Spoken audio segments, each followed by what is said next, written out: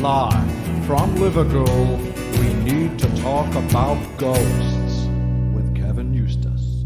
Love is in the air, it's everywhere I look around. Yeah, swing your pants, baby. It is Valentine's Day. Yes, Saint Valentine's. I've actually been to his grave, you know, it's in Rome. Yes, it is. And he's the patron saint of love. I just made that up. He's the patron saint of something horrible like car burglaries or something. Anyway, how are you all? I hope that you're all doing fantastically well. It is Valentine's Day. Yes, it is. And if you're alone, it doesn't matter.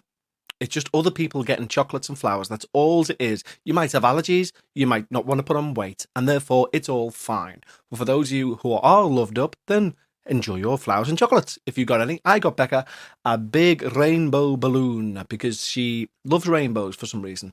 I hope she's not trying to out herself and it turns out that I've been a beard. Yes, I know what that means. But yes, she loves rainbows. So I got her a rainbow balloon and some gin, some rose-flavoured gin from Liverpool Gin, and what else did I get her? Flowers and a teddy bear, yes. And she got me a big, massive box of chocolates. Now, she put these chocolates together herself. She didn't make them herself. No, she's not a chocolatier. No. She emptied a load of chocolates that I like into a big box and put it all together. And like a treat box, if you will. And it's going to take me a good day to get through them. It would take a normal person about a week, but I'm what's known in the world as a fatty. So I'm going to devour each and every one of them through this week. Yum. Yum, yum, yum. Anyway, none of that's scary. I hope that you've had a fantastic week and this whole C word naughtiness is not putting you down too much. It's a horrible time, isn't it? I mean, it's been a year now. A year. I mean, come on. No one signed up for this shizzle, did they? I certainly didn't. I tell you that much. And if I did, I take my name off the list. Yes, I want to be free to do what I want to do. Anyway, we've got some amazing stories for you this week. Yes, we do. And don't forget, guys, if you want to have your story read out by me, or even better, if you're going to come on the show and discuss your paranormal personal experience, PPE, with me, then all you need to do is drop me an email to contact@talkaboutghosts.com. And what will happen is I'll read that email, I'll reply, there'll be a thing known as a conversation, and eventually we'll sort out a time, a date, and we'll do all that jazz. So yes, get your story together, send it to contact@talkaboutghosts.com, and that's exactly what we will do. We've got a belting episode up for you today. There's no interview today, again this week. We're going to read out your amazing stories as they've been sent in, which is what we start with, what we love to do. And yeah, we're going to crack on with that.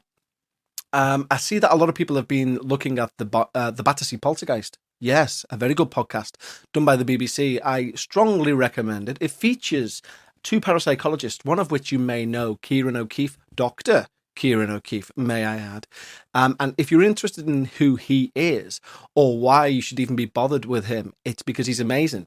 He is a genuine parapsychologist, as in like he teaches at universities and stuff. And he brought to fame, if you like, by being the parapsychologist on Most Haunted. Yes, you know Most Haunted with the F field and like, copy me. And then in the distance you hear, and they go, was that you? Wasn't me.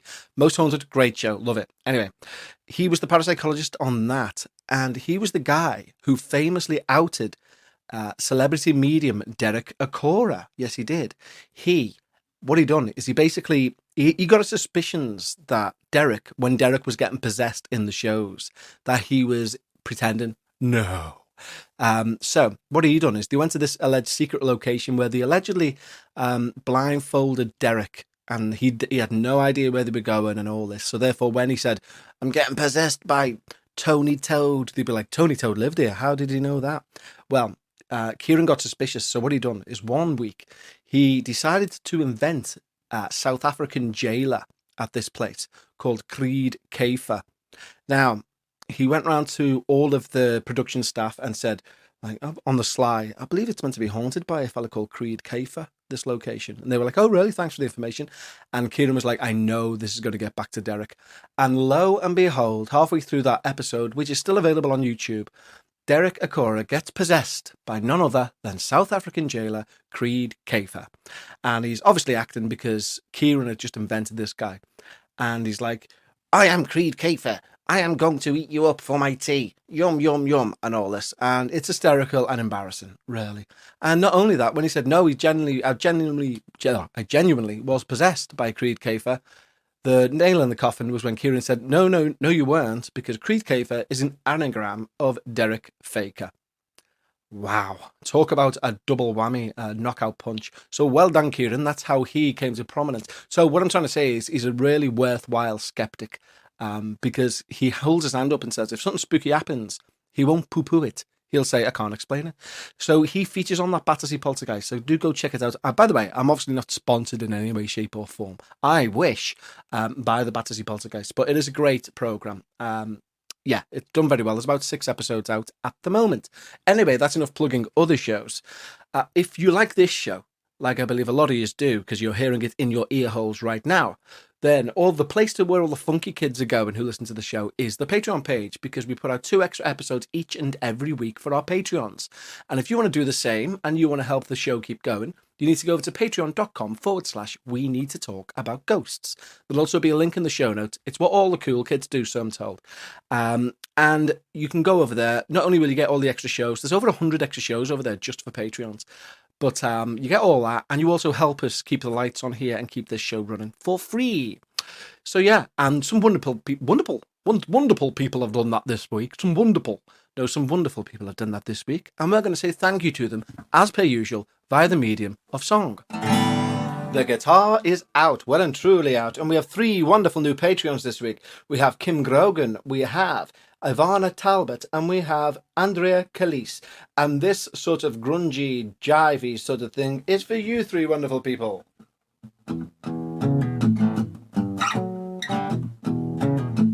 Yeah. Kim Grogan, Andrea Calise, Ivana Talbot, please, you're keeping the lights on here. Yeah. So Kim Grogan, Andrea Calise, Ivana Talbot, please, I want to say thank you for keeping the lights on. Ended it on a 7th. Yes, I did. I've nearly dropped my microphone. Oh my God, that would never do.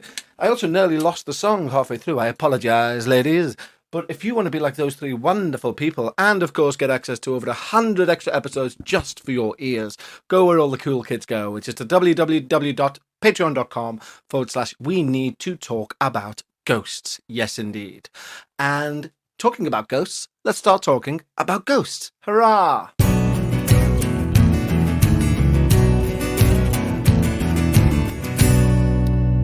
So, it's time to get scared. I'm in the mood for a good scare today. I mean, like, as in by reading other people's stories. I don't address that to anything that may or may not be in the flat. Oh, by the way, wait until the effing midpoint. I'm going to try and get Bekah in. And let's just say that. Wait for the midpoint. Anyway, so our first story today comes in from former contributor Jackson Holt. Hello, Jackson again. And he writes, Hi, Kevin. Hi, Jackson. Thank you for reading my last story out. You're very welcome. That's how the show works, and I'm very glad you sent it in. I hope you liked it. I did. I'd like to share a couple more stories with you that hopefully will terrify you. I hope they do too. I've literally just said that, Jackson. Thank you. And here we go. This is Jackson's first story. My first story is from when I was 15. We had a new addition to the family. My older cousin had a beautiful little girl. The entire family was over the moon. There were a few complications with the birth, and we were unable to visit for some time. By the time we did, my cousin and her husband were pros at their new parenting gig. The baby's nursery was at the end of a short hallway in the house, which could be seen from their lounge room, which we were all in, sitting and talking about the birth and general chit-chat about the first few weeks as new parents. The baby was asleep in her nursery, and my cousin mentioned that she was the perfect baby. She would sleep through the night, and they were all getting plenty of rest.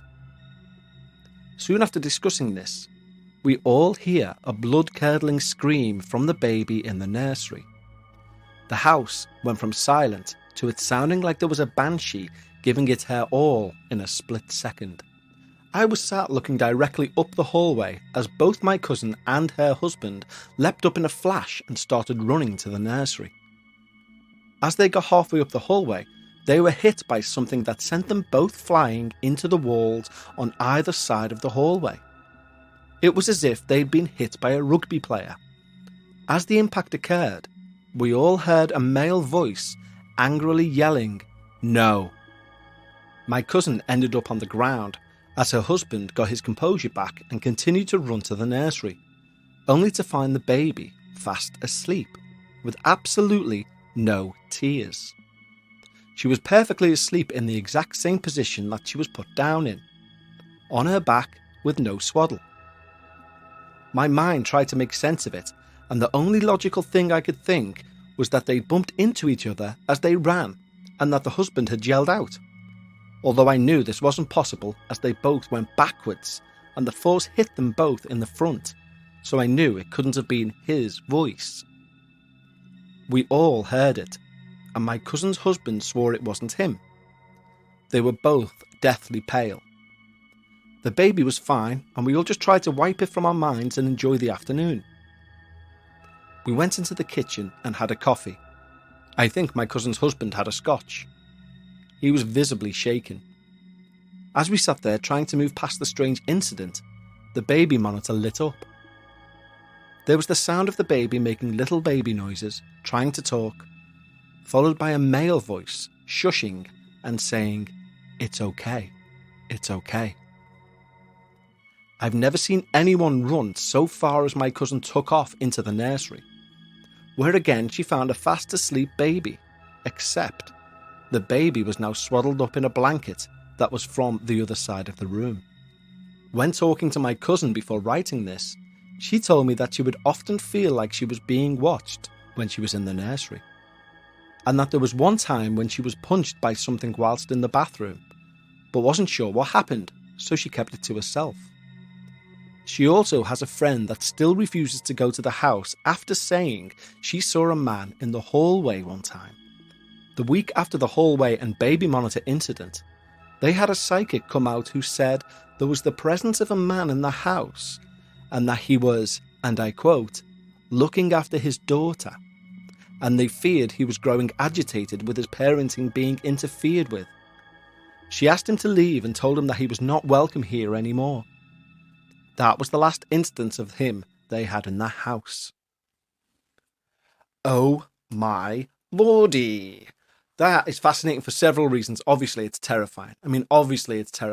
The idea of... I was about to say then, this is one of the reasons why I don't want kids. Is it? I was going to say because I don't want a demon to start claiming them as their own. That'd be a bit extreme, wouldn't it? Imagine explaining that to Bekah. Kevin, I think we should start a family. Well, actually, Bekah, I think you'll find that there's a high risk that a demon's going to want to take them, actually, so I don't want to. No. Anyway, but that is terrifying because baby monitors in general freak me out, as I'm sure they do most people with an interest in the paranormal, because it is a two-way communicator to something, i.e. the baby, that can't speak as of yet. So therefore, if you hear any voice coming through, it's not the baby, it is the devil. So that's absolutely petrifying. And secondly, it's really like sort of serendipitous, because I've done a Patreon episode last week where one of the stories that was told was about somebody who felt like they'd ran into a force field and bounced back off it. And I mentioned on that show that you very rarely hear one of those stories where someone's physically ran into like an energy field. And lo and behold, the very next week, I have a story such as that. So it's fascinating and interesting in both ways. What a first story, I will say, Jackson. Thank you very much. Wow. Okay, well, let's continue with Jackson's second story. My next story is from when I was a stupid 21-year-old.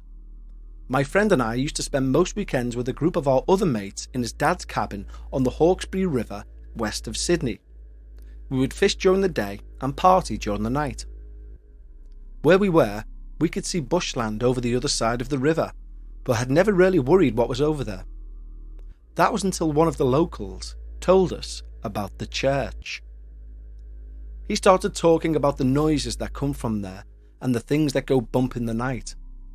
His stories were about him seeing ghostly figures and people standing near the cemetery of the church. We all thought he was just an old guy that had had one too many beverages and thought he could scare us. He said he didn't care if we believed him or not, but he said he would never go back there, We laughed it off, but my mate and I both had the thought, what if this is real? The next weekend, we asked a couple of the guys if they'd be up for finding the church. So, that night, 5 of us took off on our boat across the river. There was about a kilometre walk to get to it, but we found it pretty easily. It was semi-dense bush with a small, narrow pathway down a fairly steep hill to get there. It was an old, small, 2-storey wooden church that looked exactly as the old man had described it, like something right out of a horror movie. Windows that were barricaded up, a wooden plank across the front door, and an instant let's not hang around feeling came over all of us.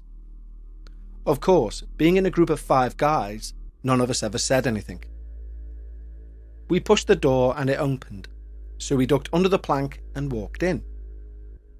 As soon as we walk in, we see a boulder in the middle of the main room. It was probably about 1 metre in circumference. It was big. It was also very strange, as it had broken the floorboards below and looked as if it had been dropped from a fair height. We all speculated how it had got there, but there was no way you could have moved this thing without machinery, let alone have it drop from a high enough height to cause the damage to the floor that it did. From the moment we walked in, all tough guy mentality had left us. There was an overwhelming feeling of sadness and anger. We walked through without a word. There were noises everywhere, but we put it down to the outside bush. Could easily have been possums or bats, but we knew it wasn't. All of a sudden, one of the boys we were with starts crying, sobbing uncontrollably. We asked him what was up and he couldn't tell us. He just couldn't stop. We decided we shouldn't stay. It just didn't feel right. As we left, we heard footsteps upstairs. They were almost matching our footsteps out of the door. Every step we would take, there would be movement upstairs. When we stopped to listen, there'd be silence. We got out of the door and grouped out of the front. The crying stopped and he couldn't explain what came over him. We all started laughing. We just got in our own heads, surely.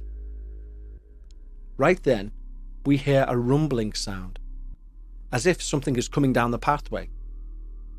It gets louder and louder, and we were straight up petrified by now. That was the only path out, and we have no idea what's going on. One of my friends says, it sounds like something rolling down the hill. Another says, it's a ghost boulder. The sound got louder and louder and louder, and then nothing. Dead silence. We broke land speed records getting out of there.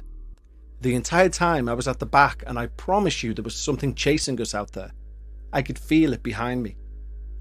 I had the feeling it could have gotten me if we stopped at all. We were definitely not welcome. We all got back in the boat and shot back. We didn't speak of it again that night. About a month later, we saw the old man. When I told him we went over there, he said, it's a very interesting boulder, isn't it? I said, how do you think it got there? It's pretty deep in the floor. To which he replied, that's not the boulder I was talking about. We dropped it and haven't really ever discussed it since. Some things, I think, are better left alone. Keep up the great work, Jackson. Wow. That is amazing. That is truly amazing. I mean, I can picture all that perfectly, and there must be pictures. If you did take pictures of that, then please send them in, Jackson. That'd be amazing. Or if anyone else knows of this, like, church in the middle of the bush in Australia with a big boulder smashed in the middle, and then the end part is just perfect, isn't it? As ghost stories go, the end part is perfect. Oh, that's an interesting boulder, isn't it? Yes, it's massive, isn't it? I don't mean that one. I mean the ghostly one that gave you all the legger down the street. That is terrifying. So you were quite right, Jackson, at the start of the story when you said, I hope it terrifies you. Yes, it did. I didn't think I'd ever be scared of a ghost stone, but what do you know? I am. Amazing. Wow. I don't know what to say about that. I've never had a ghost stone before. Ghostly masonry. It's the future. Anyway, let's have a midpoint, everyone. Hooray!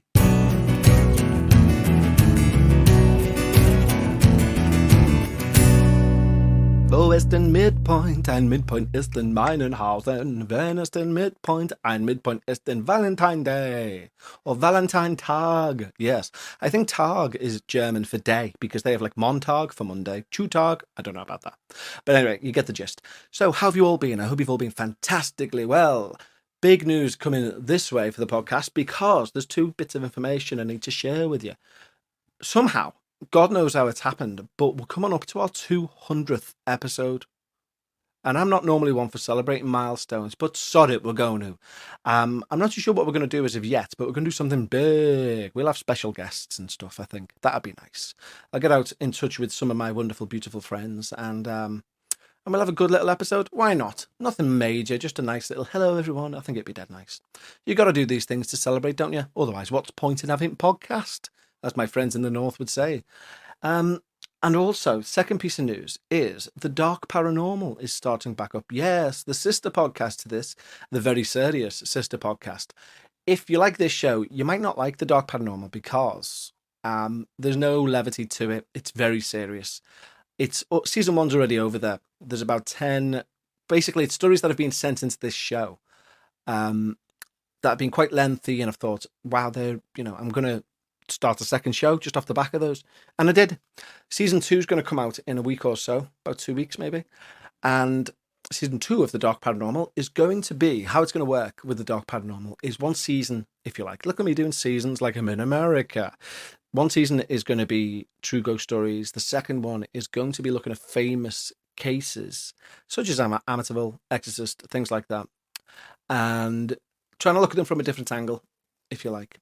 And then back to season 3 would be a reversion to ghost stories, and that's how we'll flip it each and every time. The difference between the 2, though, in terms of effort is massive because, thanks to you wonderful people and you fans of the paranormal, I read out your stories, and obviously, as you can tell by how I go off on tangents, I don't script this show. I don't script we need to talk about ghosts or the Patreon because it's more of a natural conversation. With that one, I have scripted it because it needs to, I don't know, if you're dealing with actual events and stuff, you need to make sure you're getting it right because trust me, you may remember my failed attempt at doing a conspiracy theory podcast. I've done 1 episode and cancelled it, just removed it from all pod providers. And the reason for that was, I don't know about the Illuminati. It's quite good, I thought. But then I had about 5 emails. I had about 6 1-star reviews, about 5 emails. He quoted this as starting in 1022 when it was actually 1021. I was like, oh, for fuck's sake, is it one of them sort of deals? I won't be enjoying doing this, I tell you. So yeah, I got my fingers burnt there. So season 2 of The Dark Paranormal is a little bit more factual, maybe a little less interesting for people who like a bit of comedy with their ghosts, and maybe a bit more interesting for people who think, shut up, Kev, you're not funny. Oh, but I did say I was going to get Bekah on this midpoint as well, didn't I? And wait until you find out why. So I'm going to pause this and see if she'll come down. Bet she won't come down. She's right misery sometimes. I'll tell her I said that as well. I can't talk behind her back. So hopefully when I next come back on, I'll be with her. 1 sec. And we are back in the middle of this midpoint. And Bekah's busy upstairs, but she is here virtually. Say hello, Bekah. Hello. She's on the phone. Yeah, I mean, is it bone idle or is it modern technology wonderful? I don't know.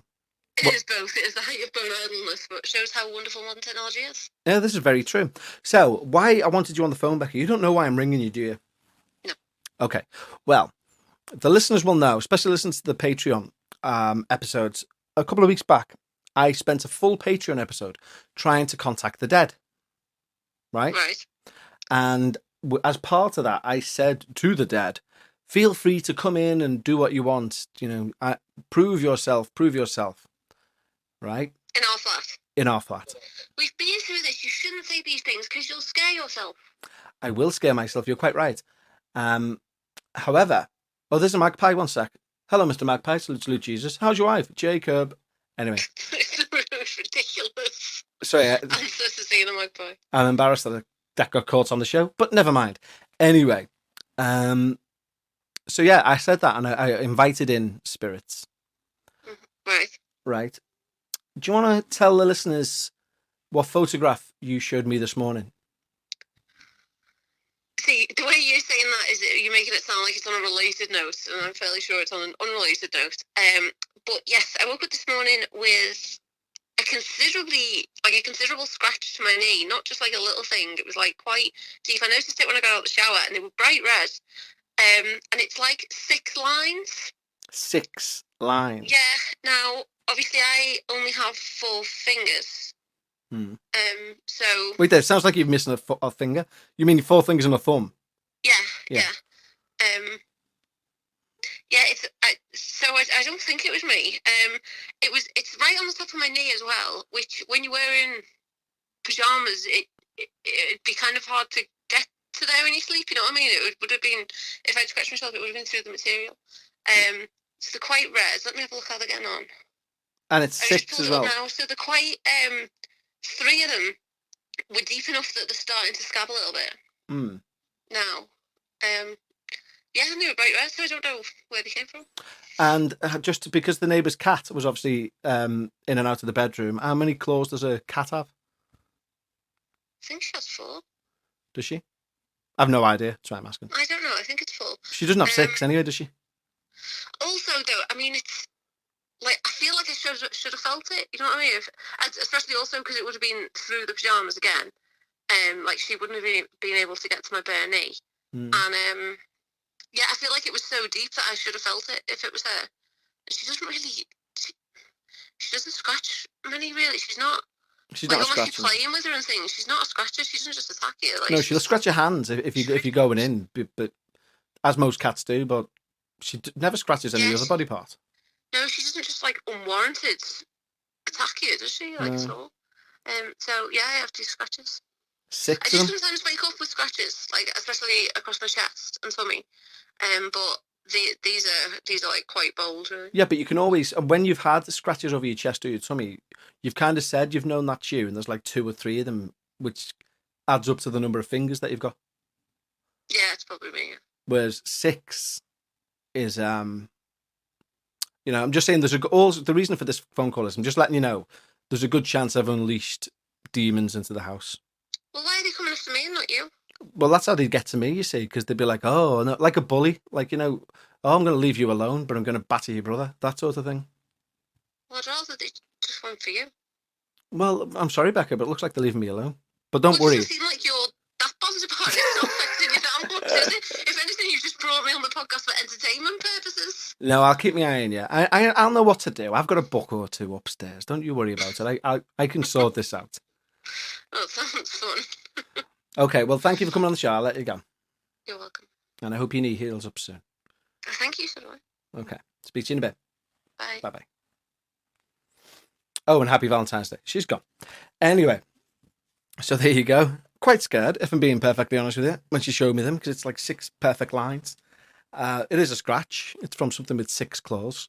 And I'm genuinely a little bit scared. Yeah. Don't know what I'm going to do, if I'm being perfectly honest. We'll keep an eye on it. It might be nothing. But I tell you what, I'd watch this film if it started like this, wouldn't you? Do you know what I mean? Oh, she's got 6 scratches. We don't know where it's come from. And 4 weeks' time, I'm carrying around a severed head. Anyway, let's hope it doesn't get to that. So that's this week's midpoint. Yes, I thought you would all enjoy that. If anyone's got any ideas how you get rid of a demon before they start going for your throat, please let me know. And in the meantime, let's get back to some more spooky stories. See you on the other side.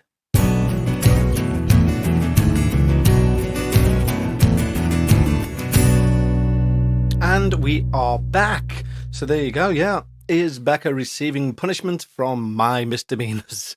That'd be typical, wouldn't it? Honest to God. Talk about getting in trouble on Valentine's Day as well.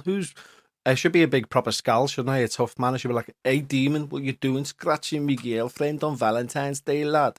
Come outside for a straighten of your tit. That's what I should do. I'm not going to, though, because he'll knock me out. He's a demon, for God's sake.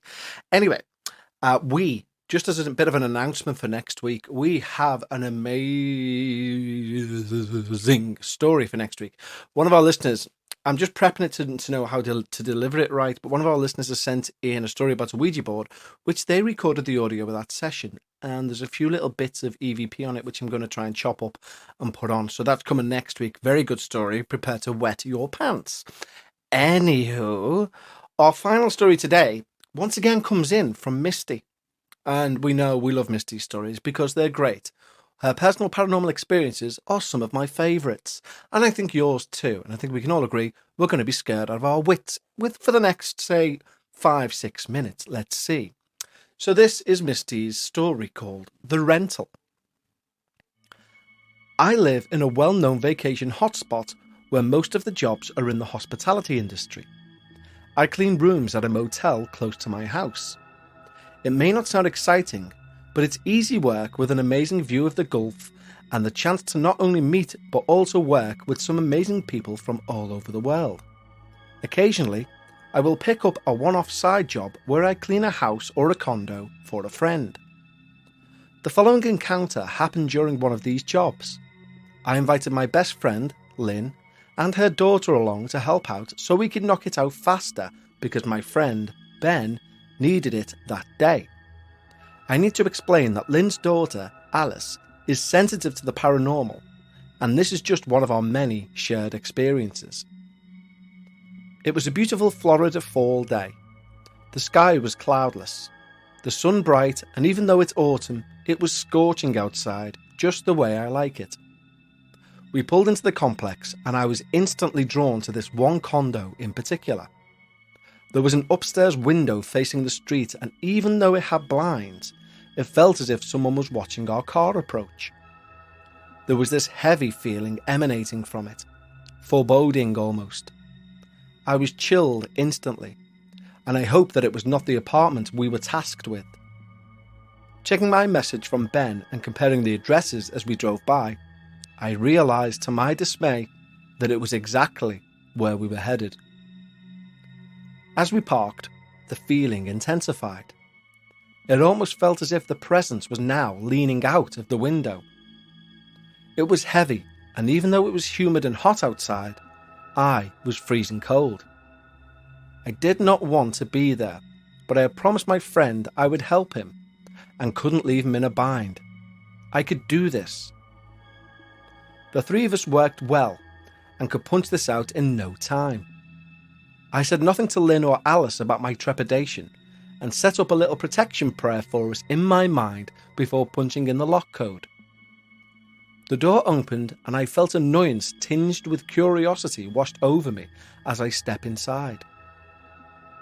There was a staircase immediately to the left, and I knew something was standing up on the landing, even though I could not see it. It felt masculine, youngish, I would say early 20s. Lynn headed for the kitchen, and Alice, looking at the staircase, offered to start dusting the living area and to do the outside windows. I knew she felt what it was, but never said anything. I was not going to force her to go up there alone. I had agreed to do this, and so I would deal with whatever it was. I sighed, grabbed some cleaning supplies, and made my way upstairs to find a set of triple bunk beds in the hallway, recessed into the wall. Odd, but okay. And 2 bedrooms, both with attached bathrooms. The first room, right off the staircase, was where the side street window was located. Great. I slipped my headphones into my ears and started blasting Senses Fail. The bathroom was located across from the window in this room, and that's where I decided to start. As I was cleaning, I kept feeling the presence lurking in the corner by the blasted window. I ignored it, refusing to look in the mirror or behind me. I shut the bathroom door and the feeling subsided. After a bit, the little room suddenly felt full, and I started to see a human-shaped shadow every so often out of the corner of my eye. I opened the door to relieve that pressure and hurriedly finish my tasks so I could get out of that section. Knocking out the bedroom as fast as I can, I leave that area without a second glance. I skipped over the beds in the hallway. Alice or Lynn could wrestle with those, and moved on to the master bedroom. Again, I start in the bathroom. The presence slowly followed me down the hall, almost like it's stalking me now. Mischief tinges the air in the place of the initial annoyance. And while I don't see the shadow anymore, I know it's there. A feeling of unease has settled in me, and I feel nauseated the longer I stay. It's super tense, as if something major is about to happen. Just as I feel like I can't take it anymore, Alice comes in scaring me nearly to death and asked what still needed to be done. But she seems a bit flustered herself, and still I don't say anything about what I've been dealing with. I send her to make the triple bunk beds and the bed in the first bedroom. But the tension in the bathroom eases as she goes, and I know it's followed her. I feel bad at the relief that gives me as I put my earpiece back in and continue with the cleaning. A few moments later, she returns and asks if I'd been in the hallway, if I'd walked by her.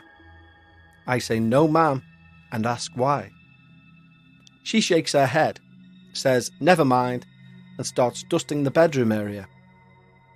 I come out of the bathroom, sweeping as I go, and I just know we need to leave then. I tell Alice that we need to hurry the hell up, and she agrees fully. We finish up the flooring as quickly as possible and head downstairs to meet Lynn. But this thing is not done with us. No. I can feel it on the stairs.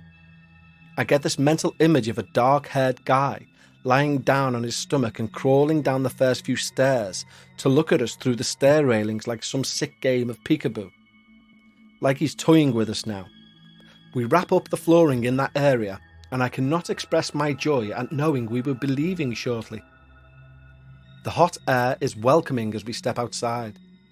The air, although humid, feels amazing. I can feel this thing watching us again from the upstairs window as we load the car. I don't want to come back, but we have to.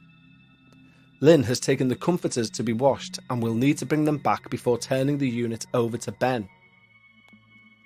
An hour later, as the sun is setting, we return. Again, the presence is in the window. Filled with dread, I open the door and we make our way upstairs, turning lights on as we go. In the master bedroom, I start laying the comforter out on the bed and notice a full figure in the bathroom doorway. It's like static, in and out. I'm frozen to the spot and cannot look away as it blinks in and out. Each time it snaps back into focus, it's closer. I realise to my horror that it's making its way towards me and I cannot move. I cannot scream. No noise is coming out of my open mouth. It's suddenly in front of me and it grabs my arm. I feel this jolt, this shock. My whole body is chilled to the core, and like that, it's gone. I book it downstairs and into the car. I am done with this place. Alice and I begin comparing feelings and experiences on the way to my house. She told me about her feeling of unease when we'd first entered the place. Then she told me that when she had asked if I walked past her, someone had brushed past her while she was making the bunk beds. She'd felt them smack her butt and full on grab it. Later, when I'd come out of the master bedroom and expressed the fact that we needed to hurry up, she'd seen a full figure standing in the room with us. She then told me that she saw the same figure on the stairs watching us as we were leaving. Whilst it was nice to have someone there that can confirm these things, it makes it that much worse for me. I still to this very day cannot drive by that place without feeling uneasy. Wow, Misty, that is terrifying. A presence in the window, that shall be the name of this episode. Yes, because that is awesome. And what is this thing creeping down the stairs and looking through the little spokes? That's horrible. You know what? Lainey and Ben, who we had on the show a while back, they're still experiencing paranormal activity. I suggest you go and check out their YouTube channel because I love the fact that we're talking about a live paranormal case that's ongoing. But go and check it out. It's amazing. Anyway, their bedroom is like that. It's like, and you can see this. I'm not like being a little perv. Their bedroom, it's like their bed, and then the stairs are in the bedroom. There's, you don't go outside, but there's like a banister with like them poles, like slots or whatever, like banister poles, if you call them that. And I said to them, don't you kind of lie in bed and just think you're going to see a little face just pop up? Oh, I've got a shiver thinking about it. Pop up through those poles. And they're like, we didn't, but thank you. Now we do, yeah. But yeah, that's terrifying. Thank you so much, Misty. You do send in some of the greatest stories that we hear. Anyway, guys, as I've said prior at the beginning of this episode, if you have a story that you want us to read out and you're sitting on it, don't sit on it any longer. Type it out, send it in, and I'll read it out on the show for you. And for all of us, really, because we're all paranormal fans. Or if you'd sooner come on to Zoom, speak to me and have basically half an episode to yourself to discuss your experiences with the paranormal, then you do the same thing. You email me at contact@talkaboutghosts.com. So that email address, one more time, contact@talkaboutghosts.com. I'm off to record a Patreon episode right now where I'm going to discuss Bekah's injuries and raising the dead and demons and other ghostly stuff in more detail. If you don't want to miss out on that episode and all the other hundreds that are on there for you to listen to, and you want to help keep the show going, this one, the free one, then go over to patreon.com/we need to talk about ghosts. And there you can sign up for the cost of a coffee, and that'll give you a month's access. Go and do it. Why not? Why the hell not? In the meantime and in between time, guys, I love you all very much, and I shall speak to you all next week. Until then, take care of yourselves and each other. Copyright Jeremy Springer, mid-90s style, and I shall catch you all on next Sunday's episode. Tatty bye.